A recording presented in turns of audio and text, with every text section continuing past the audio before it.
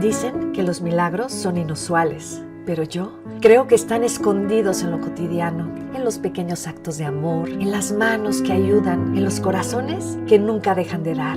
Este es un espacio para reconocer a quienes han sido luz en la vida de otros y para recordar que todos podemos ser un milagro.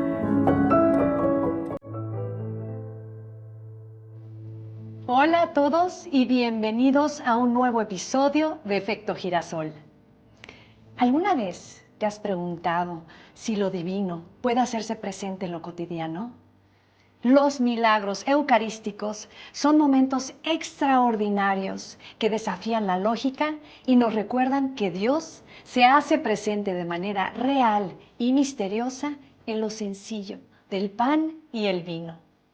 Y aquí en México tenemos la bendición de tener un milagro eucarístico en Chilpancingo, Guerrero. Hoy estoy más que contenta y me siento muy honrada de poder platicar con un científico reconocido a nivel mundial, que ha mostrado que la ciencia y la fe van de la mano.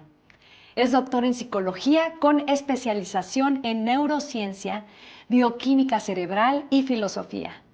Ha dedicado décadas a estudiar y certificar milagros eucarísticos alrededor de todo el mundo y es autor de más de 22 libros. Actualmente preside el Grupo Internacional para la Paz, abriendo puertas a la reflexión sobre lo trascendente. Es un verdadero honor darle la bienvenida al doctor Ricardo Castañón Gómez. Ay, pues qué emoción, amigos queridos, porque estoy con un amigo al que quiero mucho, al que hace mucho no veía, al que admiro muchísimo y me siento muy bendecida de tenerlo en mi vida. Ricardo, querido, bienvenido. Bueno, es que no quepo de emoción, del gusto de verte después de tanto tiempo. Muchas gracias. Gracias por estar aquí en Efecto Girasol. Gracias, Karime, por la invitación. Aprecio mucho el trabajo que haces, el empeño que tienes en llevar luz a mucha gente. Pues donde hay luz a mí me gusta estar, así que a tus órdenes. Gracias, Ricardo, querido. Pues mira, vamos a aprovechar, te vas a preguntar muchísimas cosas porque, bueno, no siempre se tiene esta fortuna y esta dicha de tener a alguien que tiene pues tanto conocimiento sobre lo que es la mente, lo que es el espíritu, ¿verdad? Y lo que es pues la vida. Entonces, comencemos con estas preguntas. Antes de entrar en materia, ¿nos podrías contar brevemente, a ver, quién eres tú? Un poquito más de Ricardo Castañón Gómez y cómo ha sido tu recorrido profesional y humano, por favor.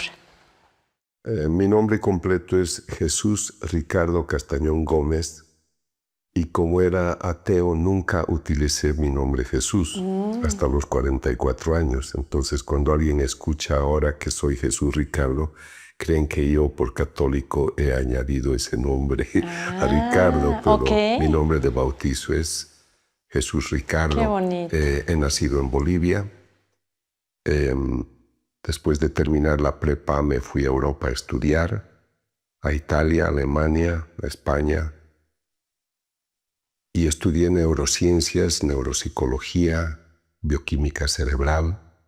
Me interesaba conocer la mente, la conducta. Me formé en la neurociencia con una premio Nobel, la doctora Rita Levi Montalcini. Me interesaba el pensamiento humano e hice también una licenciatura en filosofía, pero me doctoré en psicología. Y entonces la filosofía me interesaba para comprender el pensamiento humano, entender la sociedad, tal vez a la otra gente. Y el pensamiento que digamos en ese tiempo iluminó mi tendencia filosófica fue el existencialismo ateo de Jean-Paul Sartre, otro premio Nobel de literatura, a quien yo admiraba mucho por su compromiso social.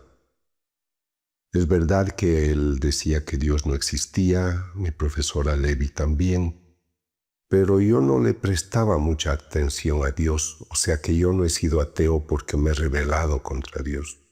Es porque me he concentrado más en la ciencia, en la persona humana, y no me he fijado en la dimensión espiritual del hombre. Por lo tanto, Dios estaba excluido de mi proyecto.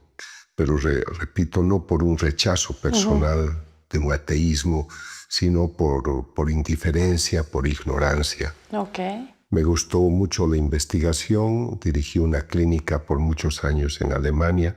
En ese tiempo se conocía como Alemania Occidental. Yo me especialicé en medicina psicosomática, viví casi 12 años allá. Wow. Fui muy feliz en Alemania Occidental, en Italia viví unos 6 años.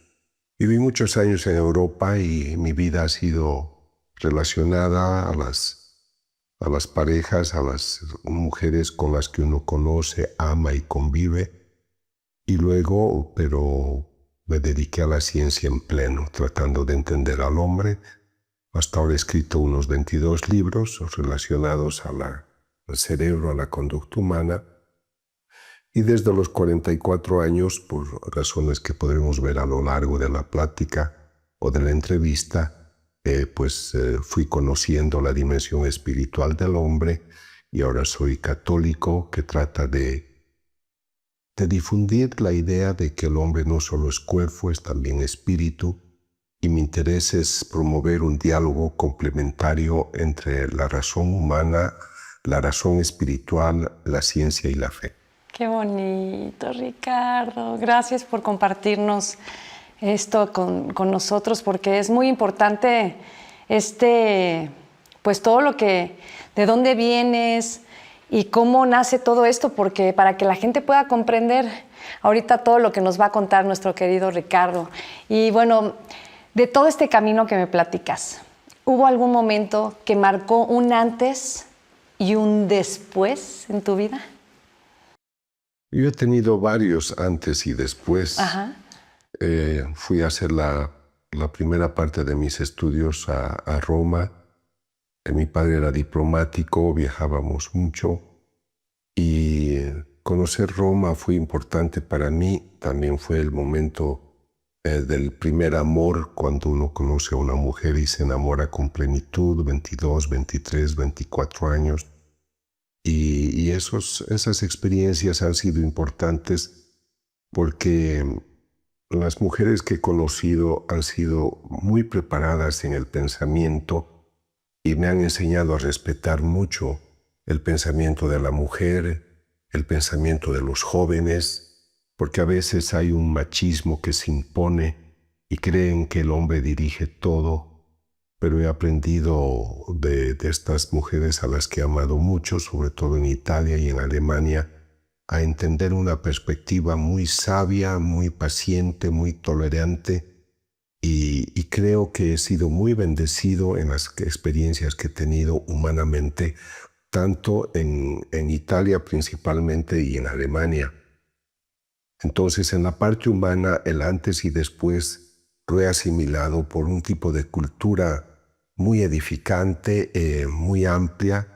Me alegra haber vivido en Europa muchos años porque creo que he heredado una cultura más enciclopédica, no tan específica que va solo a la profesión, sino al humanismo, a la filosofía, a la sociología, a la antropología. Me interesa también el estado de la política en el mundo. Pero digamos, en la parte afectiva han sido las experiencias de amor que han creado ese antes-después. Y en la parte filosófica, el existencialismo ateo de Jean-Paul Sartre, y luego ya a partir de los 44 años, la experiencia de descubrir la dimensión espiritual del hombre, descubrir a Dios, conocer a Dios, y eso ya me ha permitido dedicarme los últimos años a ello. Ricardo, querido, a ver, yo tengo curiosidad de algo. ¿Cómo llega un científico especializado en neurociencia y psicología a investigar fenómenos ligados a la fe? Porque algo pasó ahí a los 44, ¿correcto? Quiero saberlo todo.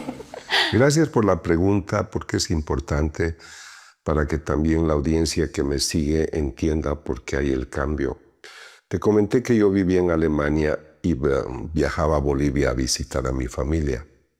Entonces un día llegué a la ciudad de La Paz, te estoy hablando del año 92, y leí en la prensa que una imagen de un Cristo tenía efusión. La gente dice el Cristo llora, pero técnicamente el término es efusión. La imagen tenía efusión de una sustancia transparente. Pues la gente decía, el Cristo llora. Yo leía la prensa, pensé que la autoridad de la iglesia se interesaría por el hecho, pensé que algún científico en neuropsicología podría hacer algo, porque siempre hay fenómenos paranormales que a los psicólogos interesan.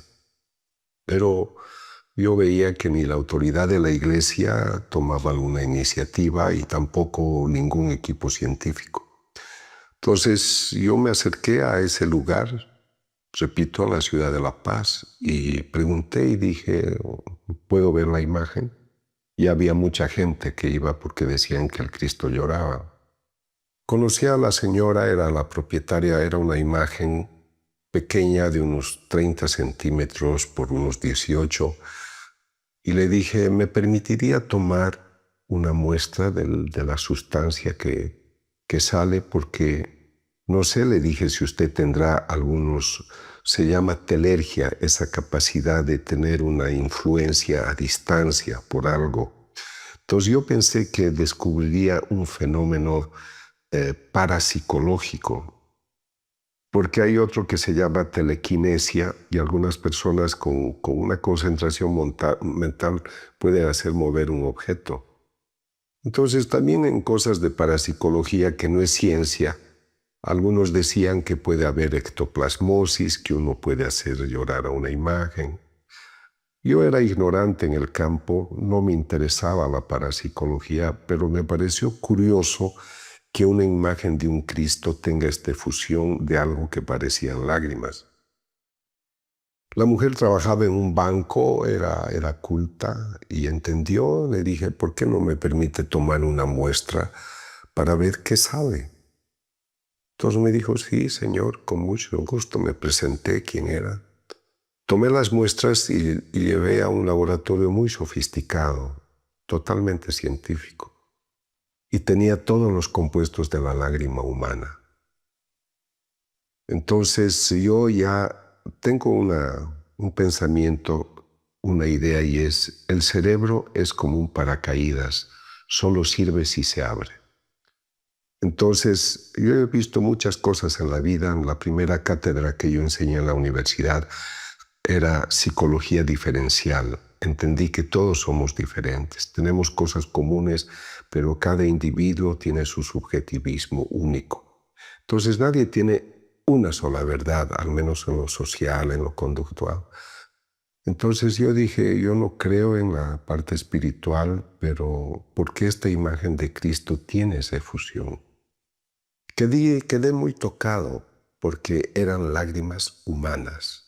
¿Qué pensaste en ese momento? No pensé en Dios, el milagro. Estaba ante una posibilidad de que más allá de lo que yo estudiaba, la bioquímica cerebral, el comportamiento humano, había tal vez algo. Era una incógnita. No tenía idea del espíritu como ahora tengo, sino debe haber algo más allá, pero no sé qué es. Entonces, cuando empecé, le dije, haremos un seguimiento. La verdad es que yo también solo me quedaba 15 días porque volvía a Alemania. Pero iba tanta gente que un día fui a la casa y la casa estaba cerrada. Y la señora me dijo, mire, doctor, aquí vivo yo con mi madre, es mayor, viene mucha gente, se roban mis ceniceros, se roban cosas de la casa, y creo que no es seguro que yo tenga esto abierto. Entonces cerró la casa. La autoridad de la iglesia, al menos por lo que yo conozco de ese tiempo, nunca se interesó. Entonces yo volví a Alemania sin ningún problema y dejé la cosa sin pensar más en ello. Pero 3 años más tarde regresé a Bolivia. Me llaman en marzo y me dicen, doctor Ricardo, hay aquí en Cochabamba una imagen de Cristo de yeso que tiene efusión de lágrimas cristalinas y de sangre. ¿Por qué no viene? ¿Sangre en qué parte? En el rostro. En el rostro. O sea, ellos decían que el Cristo lloraba sangre, que su cara estaba llena de sangre. Me mandaron unas fotos. Ajá. Como yo quedé a medio camino con el Cristo el año 92, el 95 yo ya me iba a quedar más tiempo en Bolivia. Entonces fui a Cochabamba y me dijeron, ¿por qué no viene para Semana Santa? Porque es el momento en que hay la efusión. Entonces yo llegué al lugar con un equipo ya de investigadores, formé un equipo. Llevé también un notario para que haga un protocolo legal. O sea, ya todo formal. Más formal. Lo único que no fui muy atinado fue que no tenía la preparación de bioquímica y laboratorio para tomar las muestras, así que solo me llevo una pinza y un algodón para tomar la muestra eventualmente, ¿no? Hoy estoy más preparado para eso. Claro. Entonces me puse delante de la imagen, acordonamos el sitio, lo cerramos y me puse delante para ver si había la efusión. El rostro estaba lleno de manchas de sangre coagulada. Wow. Había alguna gente que me decía, doctor, si no llora el Cristo, aquí tiene usted un algodón. Yo le dije, mire, cuando uno hace estas investigaciones debe ver lo que se llama el brote. Yo debo ver desde el inicio, aislado el lugar, nadie se acerca, nadie puede tocar, nadie puede poner nada, porque yo debo garantizar que dentro de esta imagen no hay lo que se llama artefacto. El artefacto es cualquier circunstancia o elemento que podría permitir por casualidad, por causas desconocidas, la efusión de la sustancia. Entonces me pasé el lunes, el martes, el miércoles, 8 horas, 10 horas, y yo llora, y no lloraba la imagen para nada, ¿no? Y me pasé de lunes a viernes. El viernes, el sábado yo viajaba a California a un congreso de neurociencias que me habían invitado y estuve el viernes hasta las 5 de la tarde en ese lugar y no tuve efusión. Entonces yo ya estaba un poquito coqueteando con la dimensión espiritual del hombre. La gente rezaba, yo escuchaba sus oraciones. Y veo a ese Cristo en esa imagen, la expresión impacta porque es una expresión humana de un Cristo que sufre. Yo le miro y dentro de mí digo algo muy chistoso para mí, ¿no? Le dije, yo he pasado toda la semana contigo y no has llorado ni una lágrima. Si tú quieres que yo te ayude, voy a volver a las 8 y tienes que llorar. Me encanta. Yo le dije eso. Así con esa espontaneidad Claro. de un hombre de la calle, pero que se conmueve ante un rostro triste, ¿no? Claro. Entonces, Le hablaste con el corazón. voy a volver a las 8 y si quieres que te ayude, tienes que llorar. Volví 8 menos 6 minutos y empezó la efusión de sangre. ¿Sí? Tenemos grabada la parte de la efusión, el momento que con el algodón yo tomo la muestra. En esos días hablé con el arzobispo del lugar, era un obispo boliviano de nombre René Fernández, un hombre honesto. Cuando yo le fui a decir, yo quisiera investigar ese Cristo, él hizo esto y me dijo, yo no quiero poner las manos sobre eso. Este para mí es un signo importante porque es lo que comúnmente he encontrado en los 20 años que investigué luego, 30 años. Casi hay poco interés por esto, poca motivación, son muy raros, de eso hablaremos después si quieres, son muy raros los que dicen sí, haga la investigación, como el maravilloso obispo de Chilpancingo, Alejo Zavala, que él dijo, doctor, quiero la investigación. Claro. Y Otros qué no. lástima que no quieran, ¿no? Cuando Pero deberían tienen también sus razones porque dicen la fe no necesita pruebas, no necesita evidencia. Claro, Bueno, claro. entonces volví a las 8 menos 6 minutos y hubo la efusión, pero cuando fui donde el arzobispo pocos días antes, él hizo esto, yo no quiero poner mis manos sobre eso. Pero le dije, ¿pero tiene algo en contra de que yo investigue? No, me dijo, no tengo nada en contra. Y si usted tiene algo, avíseme, por favor.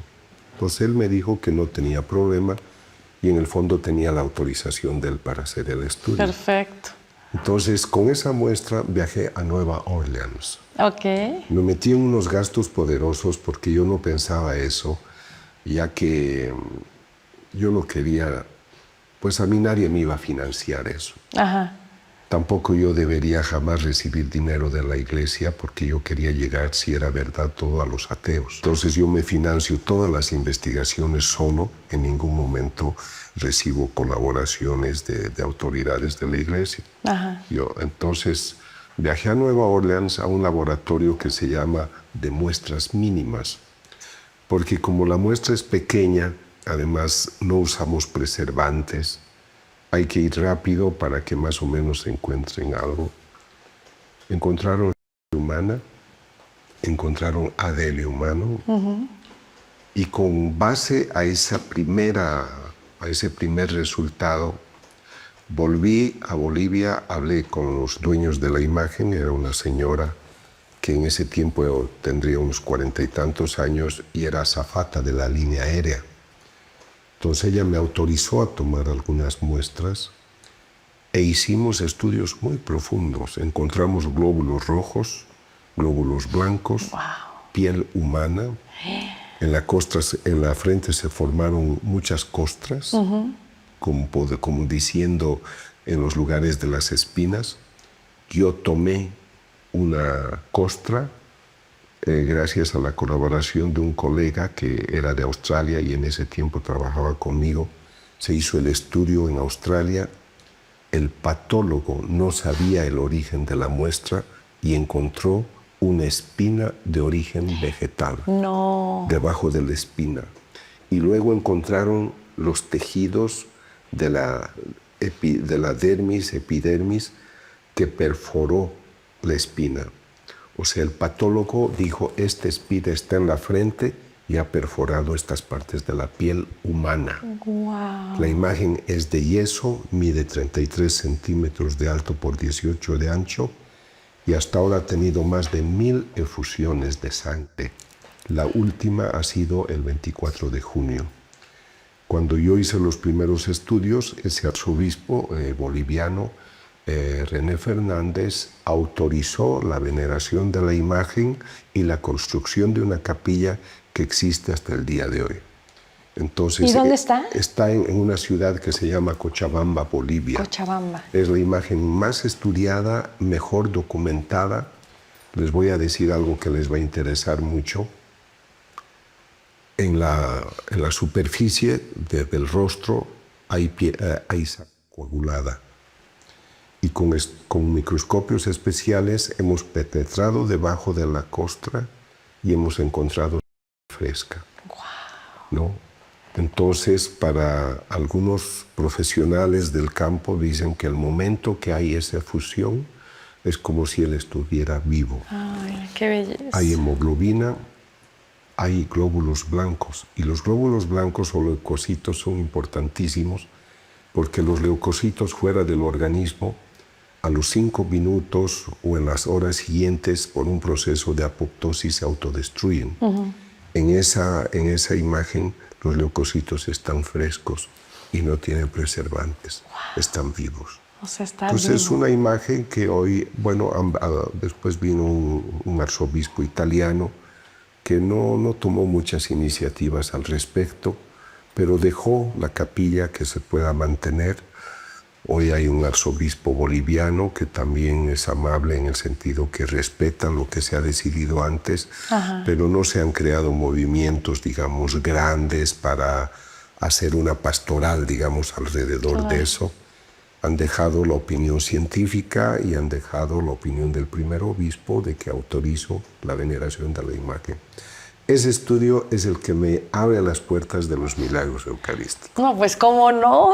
¡Qué bárbaro! O sea, qué milagros. Es un milagro que cómo no va a abrir las puertas para todo lo que viene. Claro, porque cuando yo ya fui, esto fue el 95, 96, 97, entonces cuando yo fui el año 99 a Buenos Aires en octubre a dictar unas conferencias, me buscó un sacerdote de la parroquia de Santa María y me dijo, doctor, tenemos 2 hostias que tienen sangre, me dijo él. ¿Las puede ver? Usted ha estudiado ya ese Cristo en Cochabamba, podría ver las hostias y ahí empieza Ahí empieza la historia. El año 99, sí. ¡Qué belleza! Y perdón, pero ¿cuándo fue la última efusión del Cristo? El 24 de junio del año pasado. Del año pasado. Y puede haber más todavía. Puede haber más. Ay, a mí me encantaría. Pero estás invitada. Sí, voy a ir. Quieras, no pueden sabía. hacer un programa. ¡Qué belleza! No sabía de esto. Tenemos que organizarnos y tenemos que ir. Ahora, es verdad que la autoridad de la Iglesia, ellos tienen razón en cierto sentido de ser prudentes, porque a veces la gente se detiene en el evento extraordinario. Claro. Entonces ellos han recomendado a la gente que atiende la capilla, que ahora es una fundación de laicos, de que el mensaje no se quede en lo extraordinario de la imagen, sino que el Señor se manifiesta para decir, aquí yo estoy, pero anda a mi doctrina, anda a mi palabra y vive lo que yo te he enseñado. Y la gente que trabaja allá trata de hacer eso. Sí, por supuesto. O sea, que no se quede, que nuestra fe no sea porque vemos, o en ¿no? lo extraordinario. O ¿no? lo extraordinario, sino que sea porque pues tiene que ser a través de... Se llama Cristo de las Lágrimas. Se Ay, llama qué el Cristo bonito, de las Lágrimas. qué bonito. Y no sabía esto que me cuentas, Ricardo. Qué precioso, gracias. Para mí eso fue, en alemán se dice Wendepunkt. Wendepunkt quiere decir un turning point, un punto de quiebre. Claro. Ese fue el antes y el después. Ese fue el antes y el para después. la parte espiritual, fue muy profundo. Por supuesto. Ricardo, y ahora que hablamos pues de estos milagros maravillosos, mucha gente piensa en lo inexplicable, ¿no? Pero desde la ciencia, ¿no? Que ya nos explicaste, ¿no? Que ibas y con un algodoncito, tú tomabas las muestras de esta imagen de Jesús, ¿no? ¿Cómo se estudia un milagro eucarístico? Lo primero importante que la audiencia debe entender es qué es un milagro. Un milagro es un acontecimiento extraordinario que naturalmente no puede suceder. El Padre Pío, por ejemplo, es conocido por los milagros que hacía, obviamente con ayuda del Espíritu Santo. Él veía a una persona enferma, estaba desahuciada, y él con una oración pues sanaba casos gravísimos. Entonces, la Iglesia declara milagro un acontecimiento que naturalmente no puede suceder. Por ejemplo, la palabra del Padre Pío, sánate, no tendría por qué ser efectiva. O en el caso del signo eucarístico de una hostia que tiene una mancha rojiza, no es usual que de un poco de pan o un poco de vino se obtenga o carne. Uh-huh. Así que el milagro es un evento extraordinario que naturalmente no puede suceder, pero cuando sucede y la ciencia lo confirma, por ejemplo, en la hostia hay sangre, en el vino también y hay carne. Uh-huh. Entonces, cuando esto sucede, ellos hacen una comisión científica, una comisión teológica, y cuando todos convergen, ellos dicen, esto no puede ser de origen humano.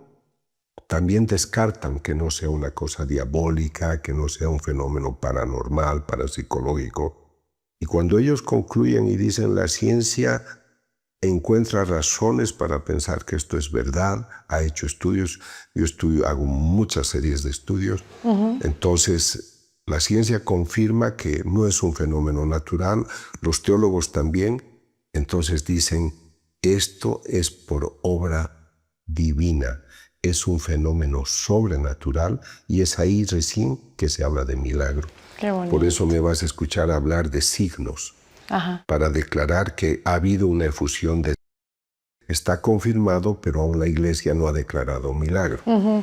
El caso de Tixla sí, el obispo lo declaró como tal, pero otros casos son signos, los reconocen, permiten la veneración de las evidencias que hay.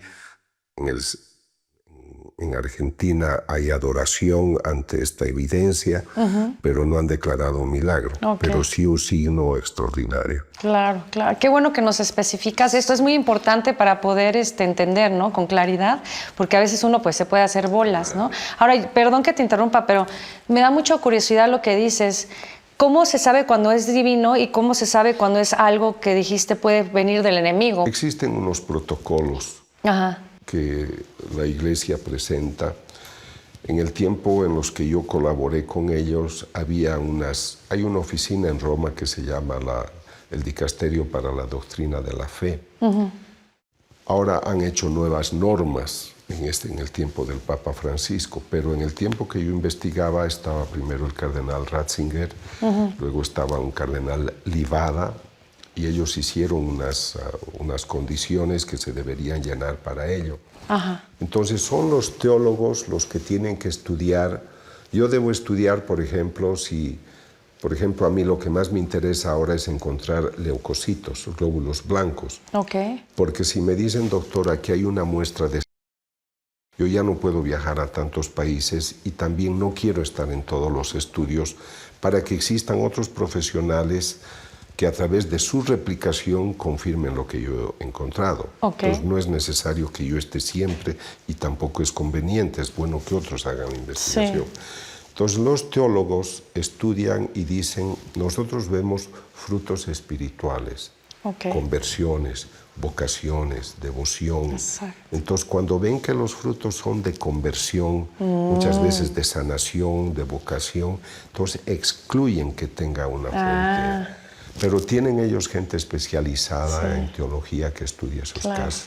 La parte mía es la parte técnica, científica. Yo debo ir al lugar, veo la evidencia.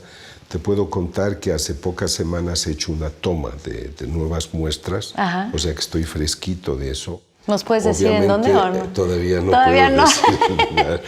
No. Entonces, tú tienes la evidencia y tienes que escuchar cuál es el relato, cómo brota, de dónde, de cómo. La situación tiene que ser creíble. Hay muchas, comprenderás, me han buscado para muchos relatos que desde el principio pues no tienen una base sólida. A mí me interesa mucho si hay un sacerdote que interviene, si el obispo del lugar ha escuchado los testimonios y él está interesado que se haga el estudio. Prácticamente yo llego cuando ya el obispo ha hecho averiguaciones con sus sacerdotes, párrocos. Ya adelanta, ¿no? Y dicen, creo que esto vale la pena. Por ejemplo, en Tixla hubo el fenómeno el 2006, el obispo hace su comisión de sacerdotes, escuchan, tiene un vicario que era el padre Víctor Aguilar, y ellos interrogan. Entonces, cuando yo llego, dicen, doctor, creo que esto es serio. Entonces, cuando yo voy, veo, y en el caso de Tixla es hermoso, porque el obispo es un hombre lúcido. Me dice, doctor, yo no me puedo equivocar.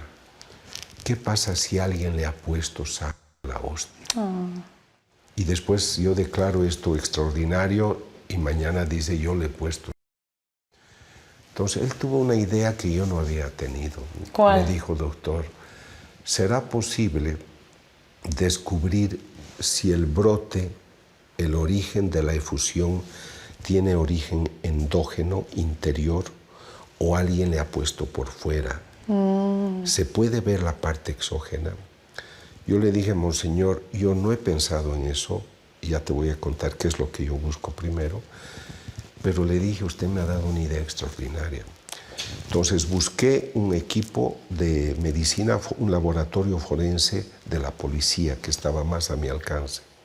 Entonces fui a esa ciudad y contraté los servicios y ellos me ayudaron a descubrir que esta es la superficie de la hostia y el brote empieza en la parte media de la hostia. En el reverso no hay nada, aquí abajo no hay nada. Pero por un proceso que se llama capilaridad ascendente, la sustancia empieza a ascender hacia la superficie contra la misma ley de la gravedad. Entonces, me ayudan a demostrar eso, voy donde el obispo, te hablo de octubre de 2009, el fenómeno es de octubre de 2006. Y esto, perdón, es en Chilpancingo, Tixla, ¿no? Para que sepan que... Tixla está a 20 kilómetros, más o menos, 20 minutos de Chilpancingo, y la parroquia es parroquia San Martín de Tours, Tixla. Pero aquí en México, claro, para que sepan que somos muy bendecidos. Y yo voy a correr, tengo que ir a ver, ¿eh? Qué maravilla. Entonces, lo llamo al obispo, le digo, monseñor, Alejo Zavala, hemos confirmado que el origen no es exógeno. Él me dice que bueno, doctor, entonces le autorizo a que proceda con la investigación. Lo que yo busco, Karime, cuando voy al primer estudio, primero es encontrar hemoglobina humana. Okay. La hemoglobina humana es una heteroproteína que lleva oxígeno a los tejidos, pero podría haber también hemoglobina de un animal que alguien le ha puesto. Podría haber un ADN de una bacteria. Entonces yo debo ver hemoglobina humana porque es una heteroproteína, es la que le da el color rojizo a la sangre. Pero tiene una característica, la hemoglobina se adhiere a los glóbulos rojos y lleva oxígeno a los tejidos. O sea, la hemoglobina me está mostrando que hay un dinamismo que nosotros usamos para respirar. En este momento que respiramos, aspiramos, expiramos, estamos activando la producción de hemoglobina. Por lo tanto, en ese estudio yo descubro un mecanismo dinámico y estoy hablando de un poco de pan. Entonces estoy espiando ese dinamismo. Aquí hay una sustancia, hemoglobina, para formarse necesita muchos antecedentes bioquímicos, cadenas. Sirve para llevar oxígeno a los tejidos y me ayuda a la eliminación del anhídrido carbónico de los tejidos. O sea, yo estoy descubriendo un dinamismo importante. Pero ahí viene el segundo, más interesante. Debo identificar leucocitos, glóbulos blancos. Okay. Los leucocitos, fuera del organismo, por un proceso de apoptosis, a los 5 minutos, a los 60, en pocas horas, se autodestruyen. Entonces, si a mí me llama el obispo y me dice, doctor, el caso de Tixla es de octubre de 2006, usted está aquí en octubre de 2009, han pasado 3 años, y encuentro leucocitos frescos, intactos, vivos. Es ahí que yo digo, voy a investigar, porque aquí hay algo importante. Además, no se han usado preservantes. En el caso de Argentina le han puesto en agua. Para conservar la muestra le han puesto agua, que es el peor modo de conservar, digamos, las células. Entonces, a pesar de eso, encontré leucocitos. Entonces, cuando yo encuentro leucocitos, si se puede, pido otro estudio más, que es el tipo de... Y el tipo de AB. ¿Por qué me importa el tipo de AB? Porque es el mismo encontrado en la sábana santa de Turín y en el sudario, que es la tela que cubrió la cabeza del Señor y que se conserva en Oviedo. Entonces, cuando yo me aproximo, lo primero que debo descubrir es hemoglobina humana, leucocitos vivos, intactos, aunque hayan pasado 2, 3, 4 años, me interesa mientras más antiguo es el hecho, y el tipo de...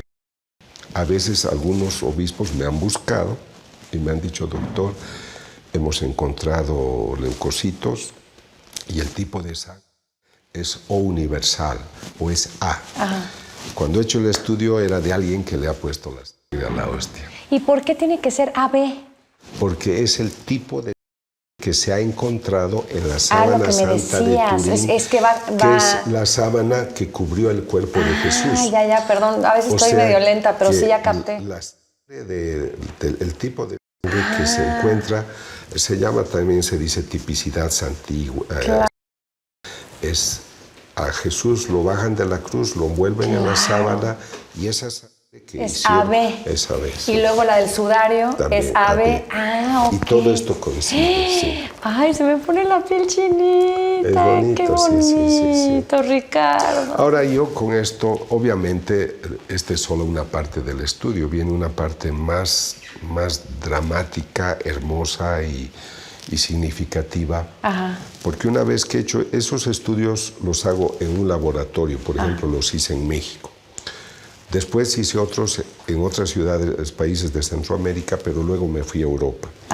Entonces hago 3 ciclos de estudios, los 3 tienen que confirmar lo que voy hallando. De hecho, otro estudio de 2011 demostró también que la sustancia venía del interior. O sea, tengo 2 estudios que confirman. Yo ya no había pedido ese estudio, pero los doctores, viendo que se podía, hicieron ese estudio. Pero lo que más interesa después es encontrar tejido del corazón.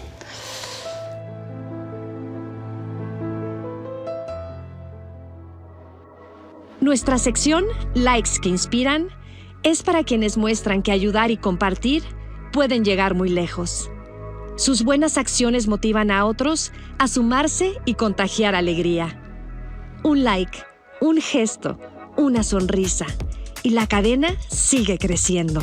Hoy en Likes que Inspiran hablaremos de Carlo Acutis, un chico que usó el internet para compartir el amor de Dios. Él es sin duda un like que inspira.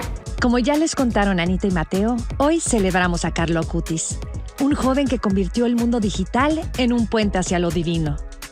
Apasionado de la tecnología, usó internet para algo más grande: compartir fe, esperanza y amor.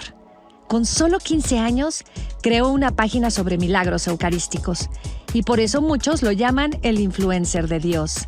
Tras su partida, llegaron testimonios de milagros atribuidos a su intercesión. Por su entrega y fe, Carlo fue canonizado el 7 de septiembre del 2025 por el Papa León XIV. Carlo nos recuerda que la santidad también puede vivirse en jeans y tenis, con una laptop en las manos y el corazón abierto. Él, sin duda, es un like que inspira.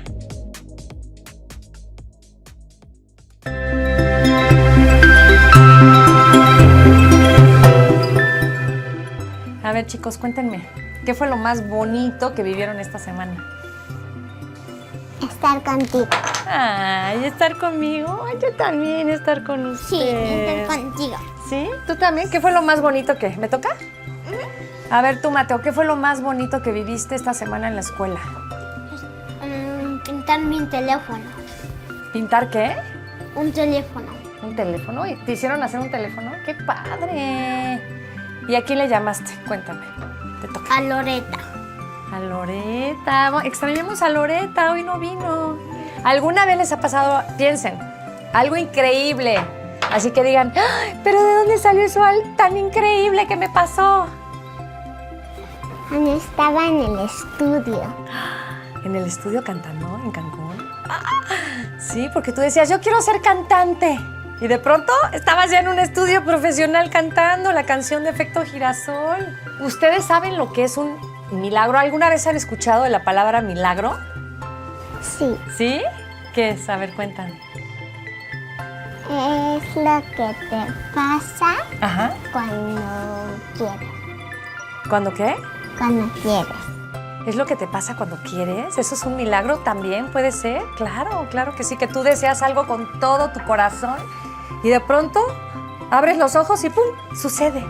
Eso puede ser un milagro, claro que sí. Un milagro puede ser algo extraordinario, algo mágico, algo increíble que pasa y que es creado por Dios. Dios lo crea, este milagro increíble. Ay, casi se cae, cuidado. ¿Alguna vez has vivido un milagro? Cuando yo quería ser un bebé y abrí los ojos y fui bebé. ¡Ay, mi vida! Me encantó. Cuando recibiste vida, cuando despertaste esta vida, eso es un milagro. ¡Yes! ¡Qué bonito, Mateo! Oye, Anita, ¿para ti qué ha sido un milagro hermoso en tu vida? A ver, tócate el corazón. ¿Qué ha sido un milagro hermoso en tu vida? Cuéntanos. Que gracias porque me adopté esta familia. Ajá.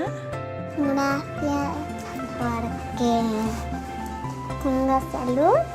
Qué bonito, eso es un milagro también, claro. ¿Y qué más, mi amor? Y gracias porque puedo caminar. Ay, qué bonito, porque sí, la familia es un milagro hermoso, tener una familia linda. Bueno, algo que le quieran decir a los niños que nos están viendo, al público que nos está viendo, algo que les quieran decir. Algo así, tócate el corazón. Les amo. Ay, qué bonito. ¿Y tú qué les quieres decir, Anita? Gracias Ajá. porque... ¡Ay! ¡Yenga! No dijiste yenga. Chiqui, chiqui, chiqui, chiqui. Chiqui, chiqui, chiqui, chiqui, chiqui. ¿Qué quieres decirle al público, Anita? Ajá. para ver este programa. Eso, qué bonito. Les mandamos muchos besitos y que Dios los bendiga muchísimo. Y recuerden que su vida es un milagro.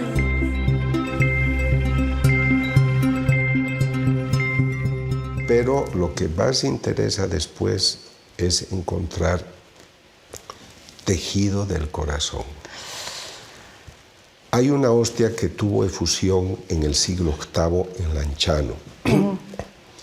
Esa hostia fue estudiada en 1970 por el profesor Linoli en Italia y encontró músculo del corazón, miocardio, ventrículo izquierdo.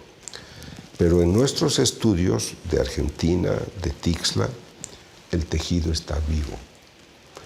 Y es importante para el público recordar que el miocardio es el músculo que le hace latir al corazón y da vida al organismo. Entonces, ¿cómo es que tenemos estrías del corazón?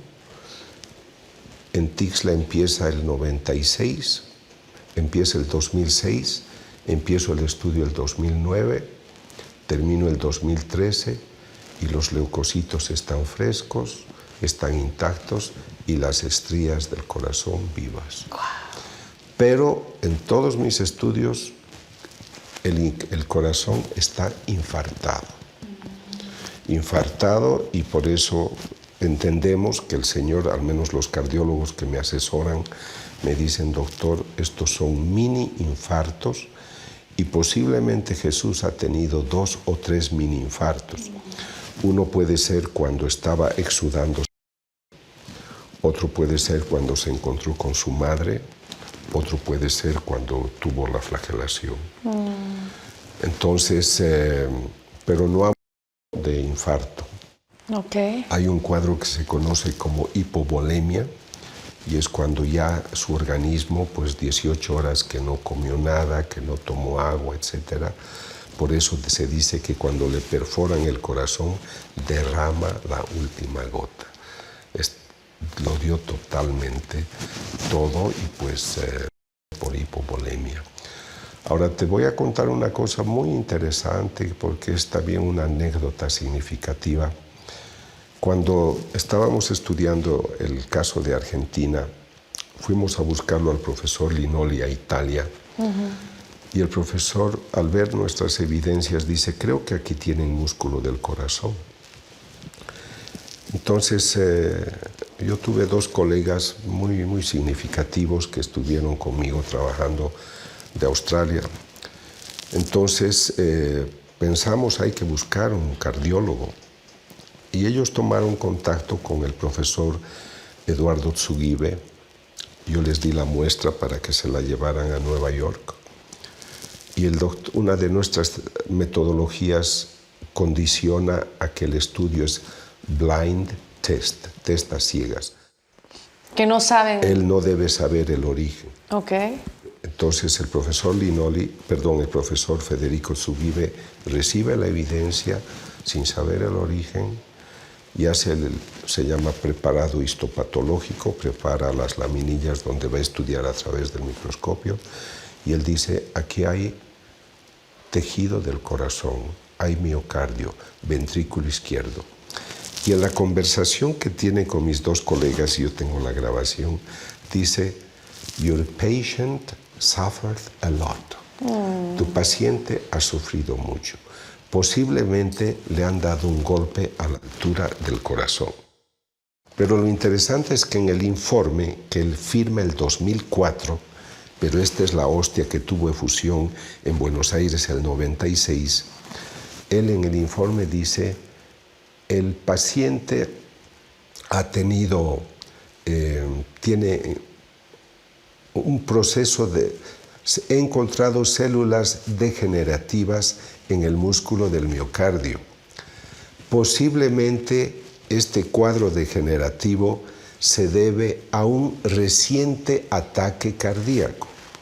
¿Por qué dice reciente? Porque como es médico forense, ha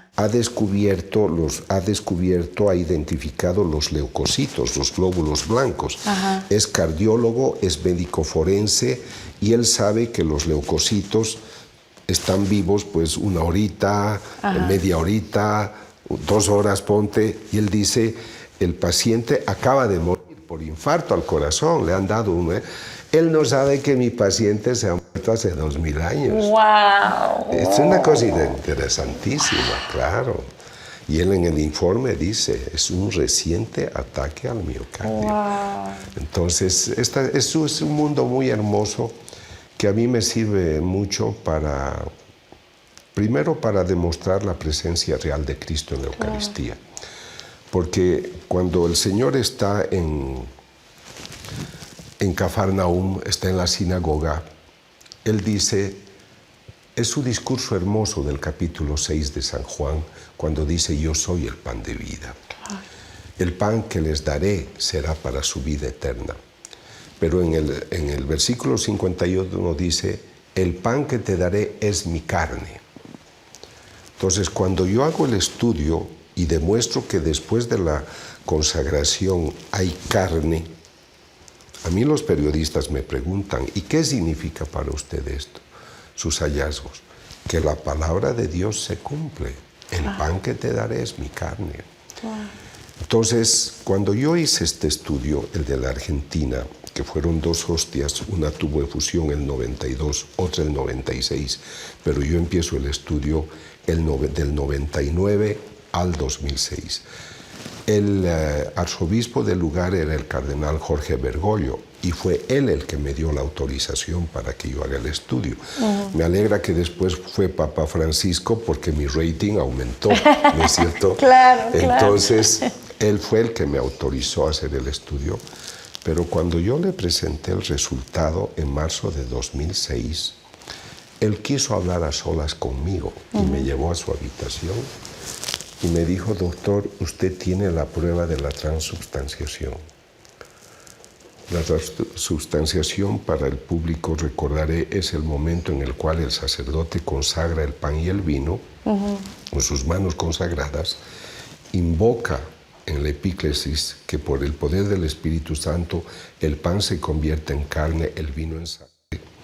Repite las palabras de Jesús, porque la noche de su pasión tomó el pan y dijo, tomen y coman, esto es mi carne, tomen y beban, esto es mi sangre. Entonces él confirma, en ese momento se da la consagración, esas son las frases que entran, y luego por fe nosotros tenemos el pan consagrado, porque se ha dado la transubstanciación. Claro. Por fe creemos que es el cuerpo de Cristo y la sangre de Cristo. Claro. Pero él me dice, usted tiene la prueba de la transubstanciación, hable de ello.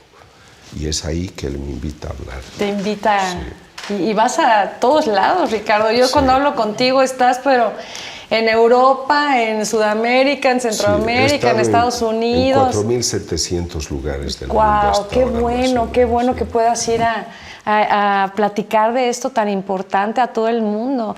Yo voy a contarles algo, chicos, que yo una vez fui, que fue cuando te conocí, a una conferencia que me habían invitado a mí también a hablar de valores para jóvenes. Eran miles y miles de jóvenes. No me acuerdo dónde fue. Guatemala. En Guatemala, 6.000 sí. jóvenes que fueron así. Pero miles de jóvenes.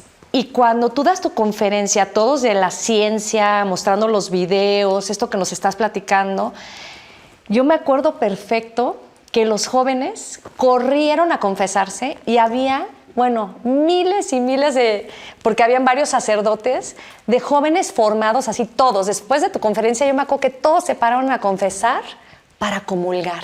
Es que si supiera toda la gente que es real, que es Cristo vivo en la Eucaristía, estaríamos todos los días en misa. Estaríamos todos los días comulgando porque está vivo. Y como dices, o sea, cuando hacen las pruebas de laboratorio, en estos laboratorios que pues no tienen nada que ver, que ni saben, ¿no? Que son laboratorios profesionales, que ni saben que viene de una hostia consagrada, y que cuando ves que está vivo, está latiendo, ¿no? Estas células vienen de un ser vivo. Qué belleza. A mí me parece importante que cuando el cardenal Bergoglio me dice, usted tiene la prueba de la transubstanciación, me dijo luego, hábleles a los sacerdotes, Ajá. que entiendan ellos el esplendor de su vocación. Sí. Hábleles a las religiosas, que entiendan que son custodias de esta riqueza. Y que el pueblo de Dios entienda que la palabra de Dios se cumple. El pan que te daré es mi carne. Qué bonito. Entonces, la razón, Karime, por la que yo hago esto, no es que yo me siento un predicador, yo no me siento un predicador. Ajá. Yo soy un profesor universitario que estudió el cerebro y la conducta humana, pero luego de mi conversión descubro la extraordinaria dimensión espiritual del hombre. Y San Pablo escribe en su carta a los Gálatas, en el capítulo 5, 22, 23, dice: el fruto del Espíritu es el amor, es la paz, es la armonía, es la alegría, es la templanza, es el autocontrol. Es todo lo que yo he buscado para que una persona sana de mente tenga. Pero yo he tenido que doctorarme, hacer maestrías, diplomados, todo. Y este hombre, con la luz del Espíritu, en pocas páginas dice: el fruto del Espíritu es esto. Entonces, la razón por la que yo hago esto no es una prédica. Sí. Me alegra decirle a la gente que lo que enseña nuestra fe es verdad, que Cristo está presente en la Eucaristía. Y ese es el centro y culmen de la vida cristiana. Es el punto fundamental de nuestra iglesia, y me alegra que podemos tener, para los que dudan, una evidencia científica también. Pero obviamente la voz que prima debe ser la de la fe. Sin embargo, preocupado por cómo va el mundo, una guerra dramática en Rusia que mata miles de personas cada mes. Los humanos han encontrado billones y billones de dólares para comprar armas, esfuerzo que no han hecho para curar las enfermedades ni el analfabetismo de la gente. Entonces, yo he entendido de que si el humano, por eso te felicito por este programa y me alegro que estos programas se hagan porque rescatan la dimensión espiritual del hombre, quieren que el hombre sea mejor. Y yo tengo la evidencia de que cuando el sacerdote consagra, le está pidiendo al Espíritu Santo que por su poder el pan se convierta en carne, en vino, y el vino en sangre. Y está repitiendo las palabras de Jesús, están siguiendo el mandato de Jesús. Entonces yo tengo la evidencia de que la dimensión espiritual existe y que actúa, solo que los humanos la hemos puesto en segundo lugar o la hemos descuidado. Entonces, si el hombre empieza a rescatar su dimensión espiritual, un presidente de un país no va a declarar la guerra para que vayan a morir gentes ni a matar. Un sicario ya no va a matar. Un hombre violento va a cambiar y va a amar a su familia en vez de golpearla. Ningún hombre va a volver a matar a su mujer, ni nadie a vender drogas. Entonces, lo que yo quiero, en lo pequeño que hago, en lo poco que hago, es decirle a la gente: sabes, aquí hay un Dios vivo y todo el proyecto de Dios se cumple, es real. Esas palabras que están en la Biblia son verdaderas, porque yo estudio la acción de ese Espíritu Santo, es el mismo que permite la transubstanciación, es el mismo que inspiró a los profetas, a los autores de la Biblia a escribir esos textos hermosos. Entonces, la palabra de Dios es la palabra de Dios, y no dudes de ello. Pero lo que hemos descuidado es que nos hemos olvidado de una cita importante, Génesis 1:26, cuando dice que Dios crea al hombre a su imagen y semejanza. Tenemos una imagen de este Dios vivo, es nuestro espíritu. Y yo le preguntaría al público: ¿qué has hecho con tu espíritu? ¿Cuáles son los frutos del espíritu?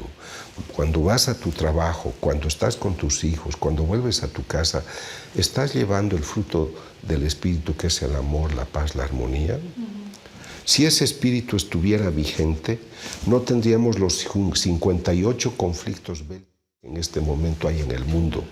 No teníamos, en esta hora que estoy hablando contigo, en el mundo hubo 9,000 abortos. Entonces no tendríamos 9,000 abortos por hora si la gente tuviera en cuenta el espíritu. Entonces, además de confirmar esto con estos estudios, la presencia real de Cristo en la Eucaristía, y el teólogo René Laurentán me dijo: el milagro sucede para confirmar que aquello que tú crees es verdad. Aquí está Cristo.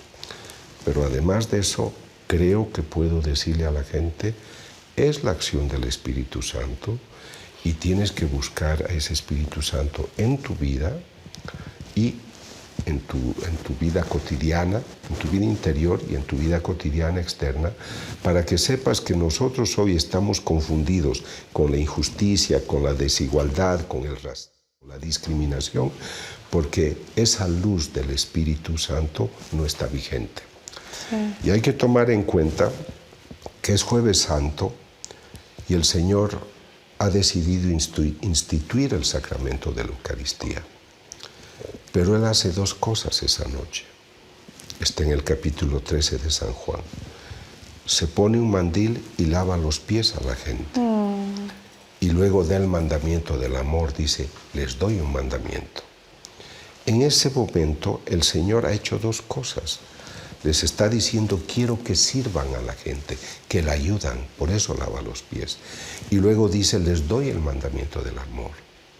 Sin embargo, una vez que ha dado ese dictamen, dice, y yo le pediré a mi Padre que les envíe el Espíritu Santo. ¿Por qué? Porque ustedes no van a servir a la gente, no la van a ayudar como yo quisiera, no la van a amar sin el Espíritu Santo. Por eso tengo que irme. Yo ya he cumplido mi palabra. Y en la cruz dice las últimas palabras, dice, todo está cumplido y entrega su Espíritu. La segunda persona entrega su Espíritu para que venga la tercera persona. Y a esa persona la tenemos rezagada. Entonces estos estudios me han ayudado a tratar de demostrar que el hombre no solamente es esta naturaleza biológica tan noble e importante, pero también es espíritu. Entonces, el último libro que he escrito se intitula Cerebro y Espíritu, donde las palabras nacen. Nosotros hablamos, como lo estamos haciendo ahora, porque tenemos una capacidad neural. Aprendo 2 por 2, 4, 5 por 5, 25. Aprendo tu nombre bonito. Entiendo lo que haces. Todo eso es neural, todo eso es en el cerebro. Pero también hay un lenguaje que brota del espíritu. Por ejemplo, cuando la Virgen va a visitar a su prima Isabel y la prima la saluda, ¿de dónde aquí? Y el niño que ella tiene en su vientre salta. El niño no está formado con todas sus neuronas. ¿De cómo reconoce? ¿Por qué salta? Por el espíritu. El espíritu tiene una inteligencia, tiene una capacidad. Necesitamos las neuronas para expresarnos, pero su pensamiento es propio. Estoy en Madrid y quiero confesarme con un sacerdote porque pues viajo mucho y cada 3 semanas trato de hacerlo. Estoy pero de turista en Madrid. Digo, me voy a confesar con un sacerdote. Pero mientras hago la fila me acuerdo que tengo un tema de investigación teológica que preguntar y me ayudaría a la luz de un teólogo. Entonces digo, le voy a preguntar al sacerdote si me ayuda en esto. Hago la fila para confesarme, pero mientras espero mi turno hay mucha gente que llega a la confesión. Entonces yo digo, le voy a tomar mucho tiempo a esta gente, mejor voy a tomar mucho tiempo al Padre, mejor ya no pregunto ahora y lo hago en otra ocasión. Termino de confesarme con el sacerdote y él me dice, hermano, ¿tienes algo más que decirme? No, padre, le digo, gracias, eso es todo. Y él me dice, pero creo que tenías una pregunta que hacerme. ¿De dónde viene? Y en el libro pongo muchos casos de cómo tenemos una inteligencia que es espiritual. Entonces, si nosotros le hiciéramos más caso, a veces decimos que es intuición, que es telepatía, pero no, yo trabajo en esto ya unos 30 años. Tenemos un espíritu que te habla, que te hace conocer. Llamamos inspiración, llamamos moción interior. Es ciencia infusa. es el conocimiento que el espíritu recibe de Dios mismo. Pero como no nos detenemos nosotros a meditar en esto y estamos hablando de estrés, de ganar dinero, de preocuparnos, y corremos y ya no nos detenemos para pensar y trascender, estamos preocupados por los mensajes en el celular. Las redes, esto que tanto absorbe. Por un mundo cibernético que nos ha quitado entre el 30 y 70% de nuestra vida humana, emocional, de mirarnos y de hablarnos. Entonces yo creo que este libro trata de identificar mejor, de exponer mejor la dimensión espiritual del hombre.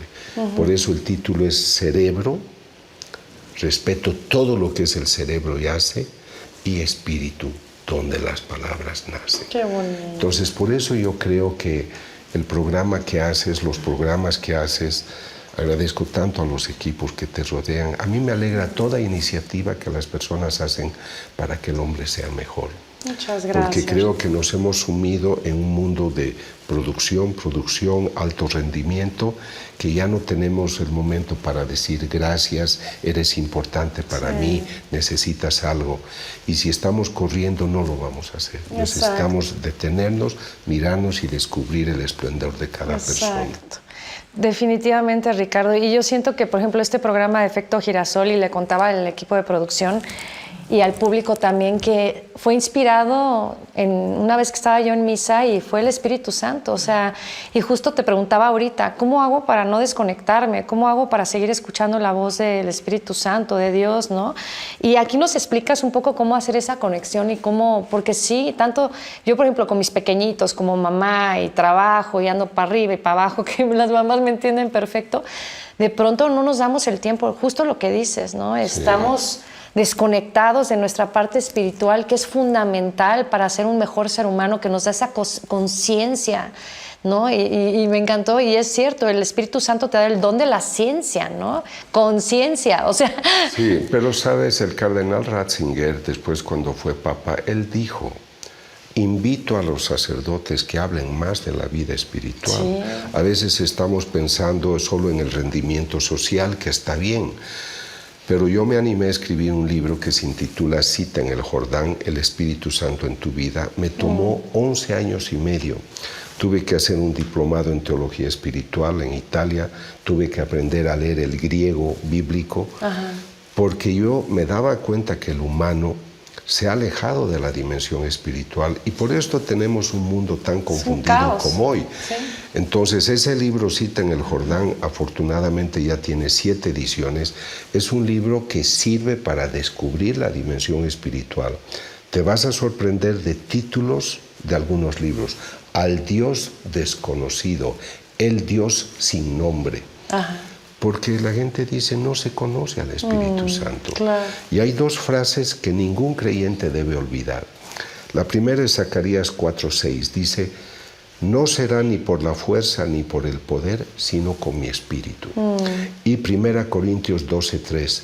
El hombre no puede decir ni siquiera Jesús es el Señor sin ayuda del Espíritu Santo. Exacto.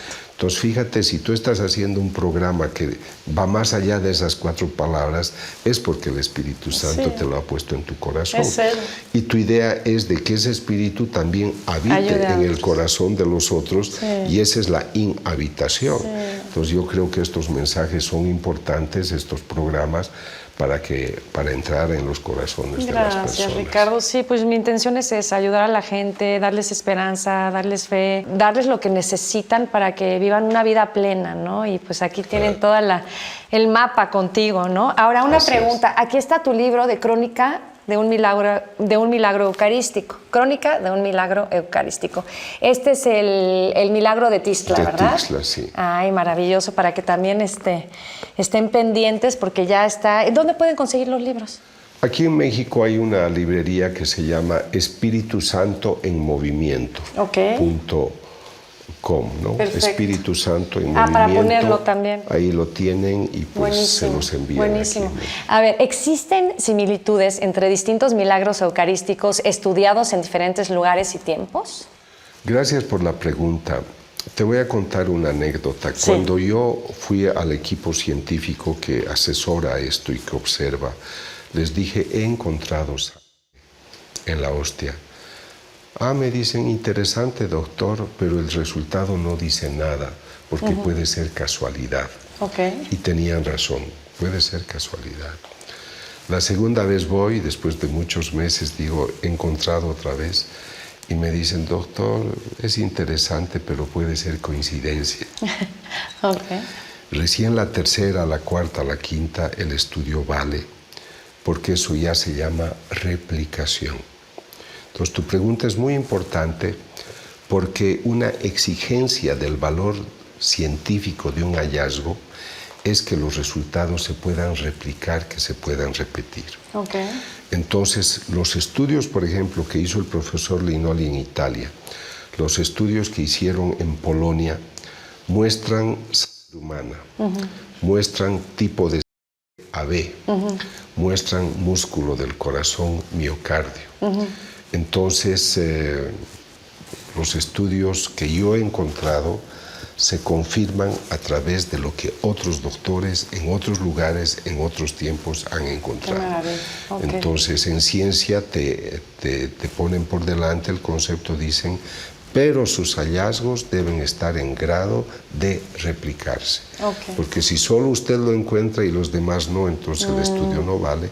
Y por eso tu pregunta decía, es tan importante porque enfatiza la presencia de resultados similares y la validez de la replicación. Buenísimo. Bueno, pues te voy a seguir preguntando, porque este tema para mí es muy, muy interesante y sé que para todo el público también han de estar así pegados en sus pantallas. A ver, desde el punto de vista científico, ¿qué significan estos hallazgos? ¿Podemos hablar de algo que la ciencia aún no logra explicar del todo? Si tú tomas un libro de ciencia, no vas a encontrar la palabra milagro. Okay. Tampoco alma, tampoco espíritu. Porque la ciencia estudia, por eso yo aclaro siempre, hay la razón humana, la ciencia empírica. Entonces, la razón humana, la ciencia empírica experimental, estudia aquello que yo puedo ver, tocar, pesar y medir. Okay.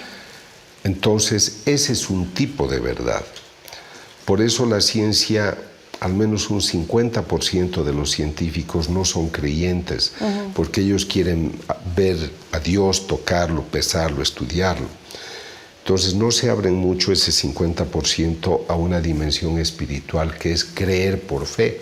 El catecismo dice, la fe es una adhesión libre y voluntaria a la verdad revelada porque confía en quien la ha revelado, para nosotros Dios. Pero este grupo de científicos que no creen en Dios no se abren a la dimensión espiritual porque no la ven. Pero hay otra forma de verdad y esto el público debe tenerlo en cuenta. Hoy creemos que todo debe venir de la ciencia natural, empírica, experimental, ¿no? Hay otra verdad que es la verdad espiritual, que la conocemos por revelación. ¿Quién de nosotros podría haberse imaginado un solo Dios, tres personas distintas? ¿Quién puede haber imaginado una mujer que será madre del Salvador, virgen antes del parto y después virgen? O sea, eso no conoceríamos si no es por revelación. Entonces, la ciencia ayuda a través de su metodología a investigar datos, como a mí me han ayudado en los laboratorios, pero sin saber que se trataba de eventos relacionados a algo espiritual. Pero la ciencia ha ayudado a descubrir de que realmente en esa hostia, en ese vino, hay sangre humana, y ellos se sorprenden porque como buenos profesionales de la salud saben que para que el organismo produzca sangre en un proceso que se conoce como hematopoiesis, necesito hueso y médula ósea para que se produzcan los elementos formes de la sangre. Glóbulos blancos o leucocitos, eritrocitos, glóbulos rojos y plaquetas. Entonces, para ellos, ¿cómo es posible tener sangre humana en un poco de pan, en un poco de vino? Es demasiado extraordinario. La ciencia no está dedicada a estudiar la dimensión espiritual, pero cuando yo solicito sus servicios técnicos, ellos no saben que mis muestras están relacionadas a la dimensión espiritual. Ellos tienen algo parecido a que van a estudiar y luego descubren glóbulos rojos, glóbulos blancos, pero ellos solamente me están confirmando a través de su ciencia experimental algo que yo estoy relacionando a lo espiritual, pero ellos no saben. Entonces la ciencia puede ayudar a descubrir todo un mundo invisible extraordinario. Hay un campo bellísimo que empieza en 1900 con los estudios de Max Planck y se conoce como física cuántica. La física cuántica ha revolucionado lo que le llamamos la física clásica de Newton, porque te ha introducido en un mundo que se llama subatómico, donde ya las leyes son distintas a las de la física que nosotros conocíamos, que se llama física clásica.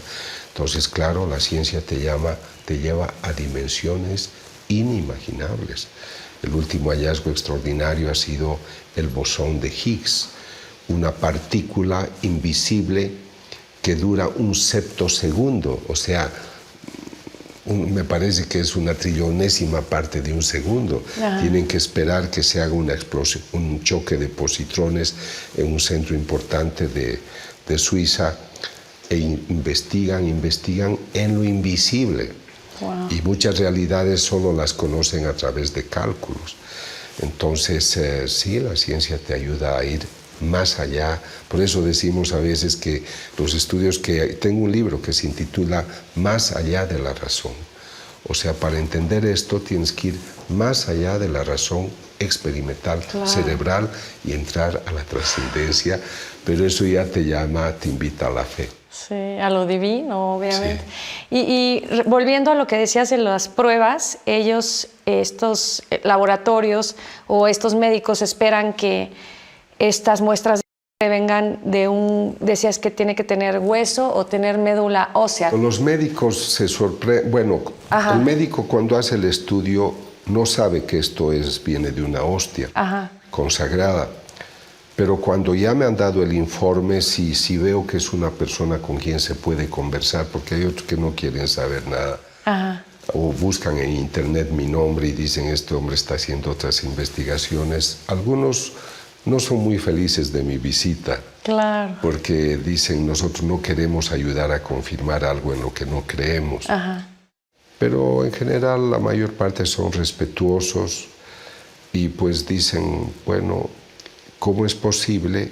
Algunos se conmueven que en un poco de pan yo tenga músculo del miocardio. Estuve en el laboratorio cuando un médico ateo descubría un leucocito, una célula blanca que se llama macrófago espumoso. Es una célula blanca grande, potente, que está viva y que está tratando de reparar un tejido inflamado. Y el cardiólogo me dice, esto es lo que tenemos cuando hay infarto al corazón. Eso es en la hostia de Tixla. Entonces, cuando ya al médico y a su esposa le digo, esto viene de una hostia consagrada, pero ya tengo el informe escrito. Sí, claro. Él dice, ¿cómo puede ser posible si para que nosotros tengamos sangre en el proceso de hematopoiesis necesitamos hueso, médula ósea, donde se forman los elementos formes de los glóbulos rojos, blancos, plaquetas? ¿Cómo es posible que esto se dé en el pan o en el vino? Y quedan azorados. Ese momento alguno me dijo, doctor, si usted hace un congreso, yo voy para dar mi testimonio.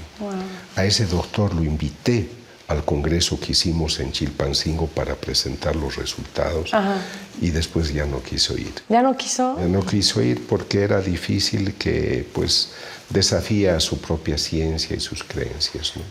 Ahora, yo puedo entender, pero ¿y tú cuando eras ateo? ¿En qué momento? Porque sí, por lo que entiendo, hubo un antes y después de la imagen de Cristo que exudaba, ¿no? Que lloraba, que tenía... Pero ¿en qué momento tú? Porque yo digo, ¿por qué tú sí te convertiste? ¿Por qué tú sí creíste y estos no? Pues quién sabe, ¿no? Estos médicos que aunque tienen las pruebas y tienen todo ahí, están renuentes, no lo sé. Pero ¿en qué momento tú dijiste ya? O sea, sí creo. Algunos profesionales se han sensibilizado han entrado un poco. Digamos que ha quedado una semilla. Ajá. Pero la mayor parte, sobre todo los europeos, los norteamericanos, los estadounidenses, no se han sentido muy tocados, pero sí los científicos latinos, digamos.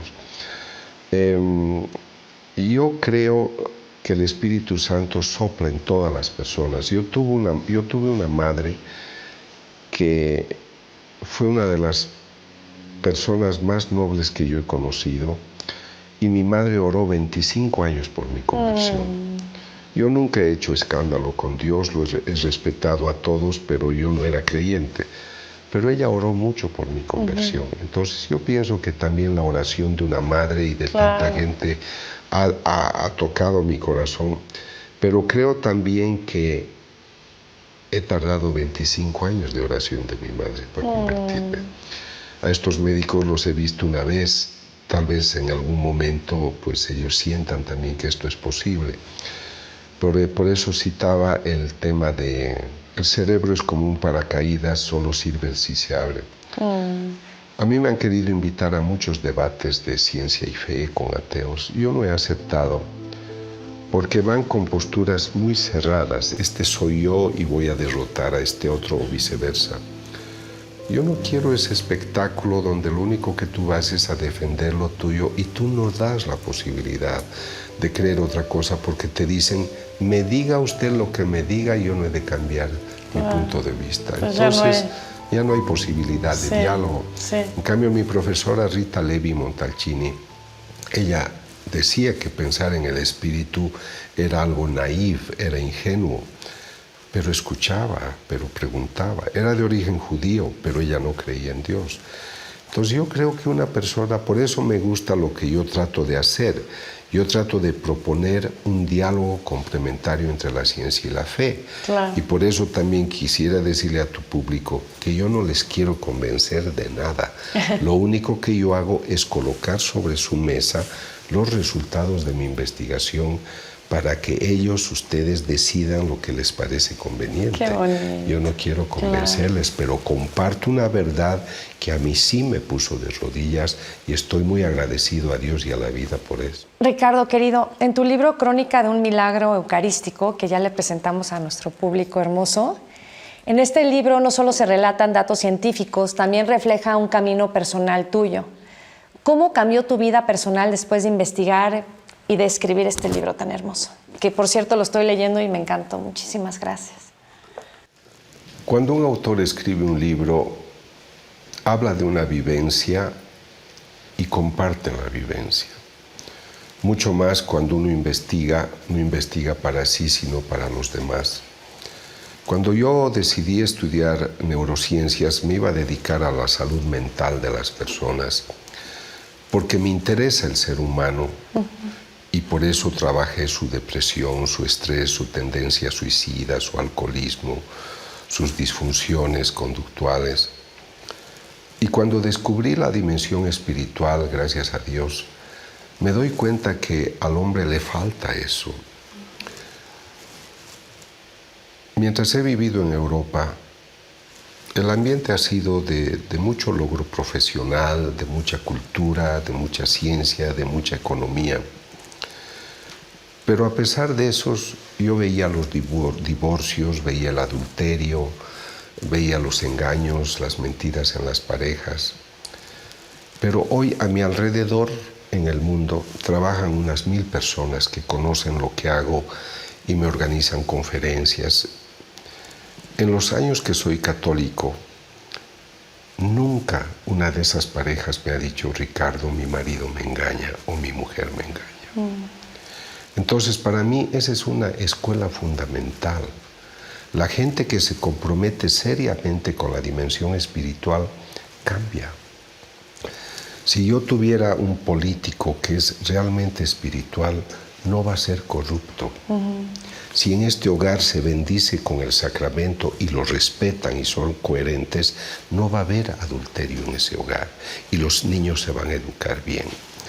Así que yo creo, me he autodiagnosticado de que tengo una fórmula que es esta investigación para decirle a la gente, aquí te demuestro yo que la dimensión espiritual existe, te estoy dando pruebas que existe, no te estoy dando una metáfora, una alegoría que va a alegrar tu vida y te va a animar por unas horas. Aquí hay sustancia y es la palabra de Dios. Entonces, si yo tuviera una píldora que cura el cáncer, yo la llevo a todas partes. Qué bonito. Entonces, eso es lo que yo estoy haciendo. Claro. Por eso yo dicto muchas conferencias al año y tengo giras muy extenuantes. ¿Vives en un avión? Vivo en un avión. Yo cada 2 o 3 días estoy en un avión. Sí. O en una ciudad distinta. Porque creo que el mensaje vale la pena y también las solicitudes que tengo de conferencias. Yo ahora estoy dando citas para el 26 y el 27 porque ya se agotan muy rápido las citas para conferencias. Claro.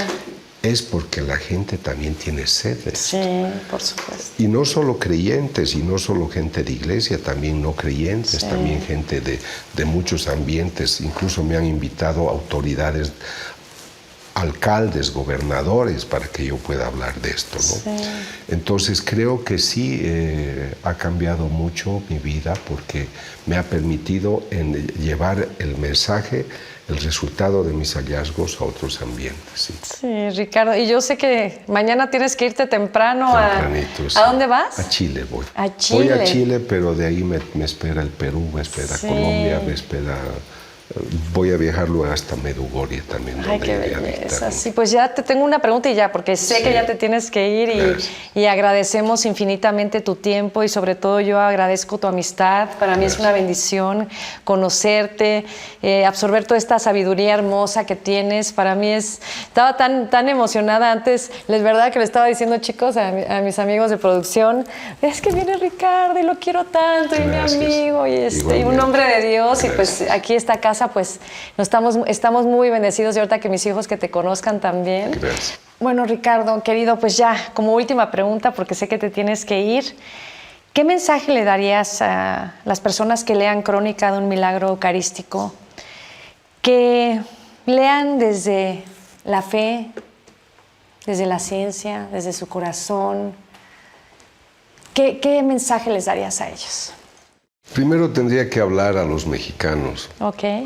Yo pienso que México es un país muy especial y no lo digo como un hombre educado, diplomático. He venido unas 80 veces a México.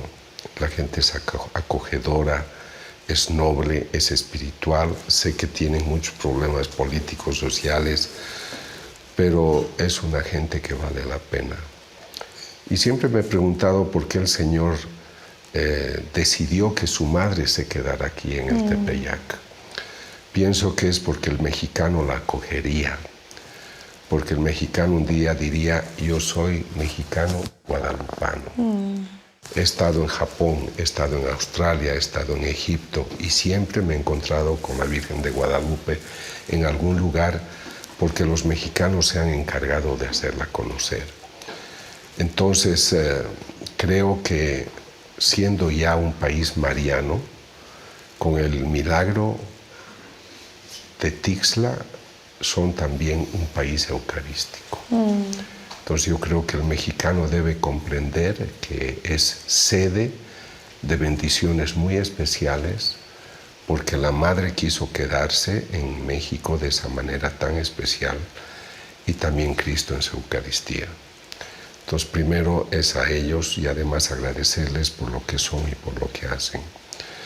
Y luego al mundo recordarles de que el Señor dice, seguramente ha pensado, yo voy a morir mañana y no me puedo ir y dejarles un recuerdo, una memoria, me voy a quedar de manera real en el pan y en el vino, cuerpo, alma y divinidad. Estaré en todos los tabernáculos del mundo y quien quiera verme estaré esperándole siempre. Por eso tienen esa luz encendida siempre, porque no necesitas cita médica, no necesitas pagar consulta para estar delante de Él. Yo creo que todos los que escuchan este programa saben muy bien que el mundo no marcha adecuadamente. Hemos visto que desde la pandemia tenemos un gran deterioro que nos ha dejado secuelas de depresión, de angustia, de ansiedad, de miedo. Y me gusta la frase del Señor que dice: yo he vencido al mundo. El que camina conmigo no camina en la oscuridad. Creo que en este libro tienen una luz, una antorcha que les muestra aquello que el mismo Cristo es. No solo su presencia real en la Eucaristía, sino Él es el camino, la verdad y la vida, y te invita a caminar con Él y Él contigo. Dios les bendiga. Ay, gracias, Ricardo, querido, qué bonito. Muchas gracias. Gracias a todo el público. Que Dios los bendiga muchísimo. Y bueno, no tengo palabras para agradecerte más que con todo mi corazón, Ricardo. Ha sido un regalo muy especial tenerte aquí el día de hoy. Es un regalo que Papá Dios me hace. A mí me gusta siempre decirle a la gente gracias a ustedes y a ti también y a ustedes, equipo. Sí, a todo el equipo. Y decirles que nos veremos en cada Eucaristía. Ay, qué bonito. Gracias a ti. Gracias, Ricardo. Muchas gracias a todo el público. Muchas bendiciones. Ricardo, te tengo aquí un detallito. Gracias por ser Efecto Girasol. Gracias por iluminar al mundo, por tu amor. Un detallito con mucho cariño, por llevar la luz de Dios al mundo, por dar esperanza, por dar ese amor y esa fe que tanto necesita el público y la gente en el mundo. Así que pues eres Efecto Girasol y muchísimas gracias. Gracias. Muchas gracias. Me siento honrado de ser parte de un proyecto tuyo y ojalá muchos se unan al Efecto Girasol. Gracias, Ricardo. Te voy a presentar a la persona que más te ama y que está muy orgulloso de ti. Ah, qué bueno. Mucho gusto. La persona más amada por Dios y está muy orgulloso de ti también. Gracias. Bendito Dios. ¿Qué le dirías a Ricardo de chiquito? Esta aventura tan grande, tan hermosa, ¿qué le dirías a ese Ricardo chiquito? Yo pensaría en mi mamá que me puso la buena semilla. Oh, ¿qué le dirías a tu mamá? Que gracias, porque por su oración estoy acá. Qué bonito. Dios les bendiga. Y para cerrar el programa de hoy, quiero dejarles una frase. Los milagros suceden cada día, pero solo los ve quien tiene el corazón despierto. Que sigan su día con esperanza, con gratitud y con la certeza de que siempre, siempre está la luz de Dios que nos guía. Gracias por ser parte de Efecto Girasol, porque juntos somos imparables.